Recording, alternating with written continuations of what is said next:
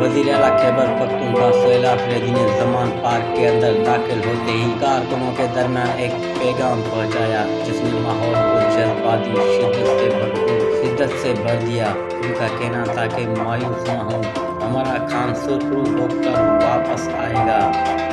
یہ الفاظ موت امید کی نہیں بلکہ ایک عزم اور استقامت کی نمائندگی کرتے ہیں۔ طویل عرصے سے بند پڑا زمان پارک، جہاں کارکنوں نے اپنے لیڈر کی حفاظت کے لیے راتیں جاگ کر گزاری ہوں، آج پھر ایک علامتی مقام بن گیا ہے جہاں عوام اور قیادت کے تعلق کی طاقت نمایاں ہو۔